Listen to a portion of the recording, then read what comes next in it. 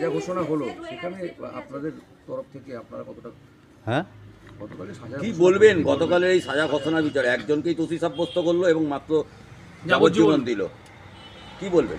জজের ওপর আমরা পূর্ণ আস্থা রেখেছিলাম, জজ তার আস্থার মর্যাদা রেখেছেন। সিবিআই তার যে সঞ্জয়ের এগেনস্টে ঠিক মতন তথ্য প্রমাণ দিতে পারেনি বলেই তার যাবজ্জীবন হয়নি, মানে সাজা মৃত্যুদণ্ড হয়নি। এবং এই বিষয়টা নিয়ে মুখ্যমন্ত্রী দেখা গেল হাইকোর্টে যাবে বলেছে, সেটা আমরা পুরো কালকে রায়ের কপি হাতে পাবো এবং পড়বো, দেখে আমরাই সিদ্ধান্ত নেব। ওনাকে অত ব্যস্ত হয়ে এগিয়ে এসে কোনো কিছু করতে হবে মুখ্যমন্ত্রীকে, কারণ উনি এতদিন যা করেছেন আর যেন উনি না করেন।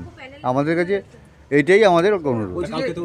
কালকে তো উনি বলেছেন যে ওটা যদি রাজ্য সরকারের হাতে থাকতো তাহলে আগের 3টে ওটা উনি অনেক কথা বলতে পারেন, উনিই তো সমস্ত তথ্য প্রমাণ লোপাট করেছেন। ওনার সিপি, ওনার এসিপি পেজেন্ট থেকে সমস্ত অন্যায়গুলো করেছে, উনি সেগুলো দেখতে পাচ্ছেন না প্রথম থেকে। আপনারা কি হাইকোর্টে মুভ করছেন এইটা নিয়ে, এই চ্যালেঞ্জ করে?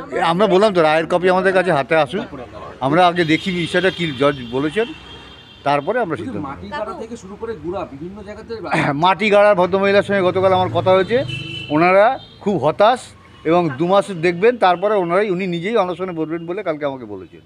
কেউ বলছেন যে একে ফাঁসি না দিয়ে একটা ভালো কাজ করেছে, সেটা হচ্ছে যদি ফাঁসি দিত তাহলে মানে আর তদন্ত আর সামনের দিকে এগোনো যেত না, কারণ ইনি যদি প্রাইম অ্যাকিউজড হয়ে থাকে। সেটা নয়, সেটা কি বলছেন, কি আইনের কি পরিভাষা আছে আমরা জানি না, তো আমরা এই ব্যাপারেও লয়ারের সঙ্গে কথা বলবো।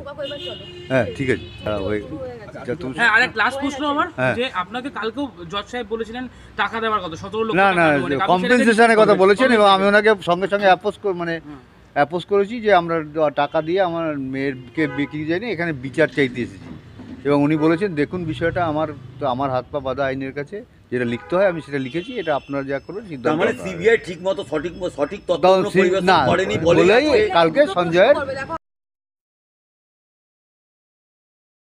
नियमित अपडेट एवं दुनिया भर की ताज़ा खबरों के लिए हमारे फेसबुक पेज को फॉलो एवं यूट्यूब चैनल को सब्सक्राइब करें।